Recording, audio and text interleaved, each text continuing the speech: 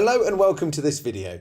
In this video, I'm going to talk through the 5 things I do to get an army painted quickly and ready to be used on the battlefield.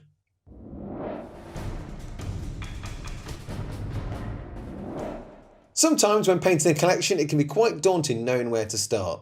However, if you use the varied collection of spray paints we sell, you can easily get a whole chunk of your colour scheme nailed in one go. For example, if your army has a lot of gold armour, like Stormcast Eternals or Custodian Guard, then spray the lot with Retributor armour. Or, like my Sisters of the Battle army, I use lead belcher spray to base coat all the armour and weapons. After that, it's just a matter of picking out details here and there. If, however, your army is an even split of dark and light tones, I often default to which will be easy to paint other colours over, like my Freeguild Greatswords. As they were an even split of white and gold, it was much easier to paint gold over a white undercoat.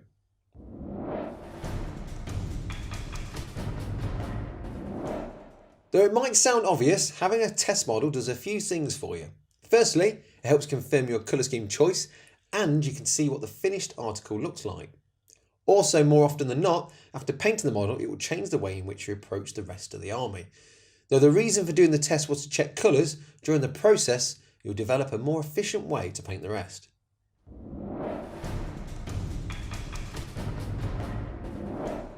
When I'm painting, I often find the easiest approach is the best, whether that be using shades and contrasts to do a lot of the legwork, or by minimising the colours I use in the scheme.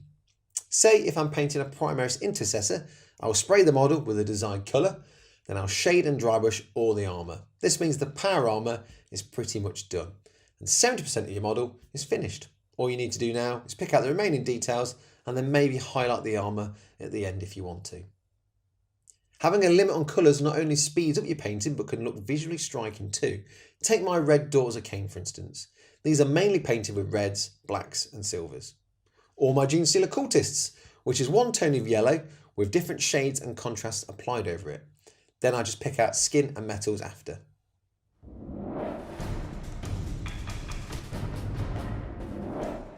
Another method for getting your army ready for the tabletop quickly is to simply focus your efforts on the faces and bases.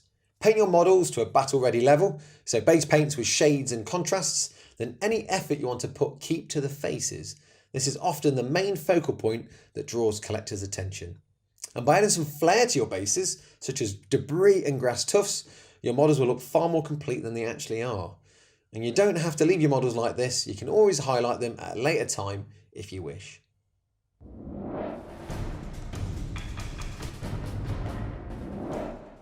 One final thing you can do to get an army painted quickly with relative ease is to combine together all the points in this video.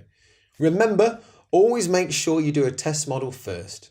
If you know the Space Marine's armour colour is different from the helmet, spray those two things separately. For example, for the blue armour, use Macragge Blue, and for the white helmet, spray them with Corax White. Dry brush and shade the armour and helmets whilst they're still separate with the relevant colours. Then all you need to do is highlight the helmets and then glue them onto the body. Finally, base your models with some extra details and voila, you'll have beautifully painted collection that not only looks neat and tidy, but impressive on the tabletop too.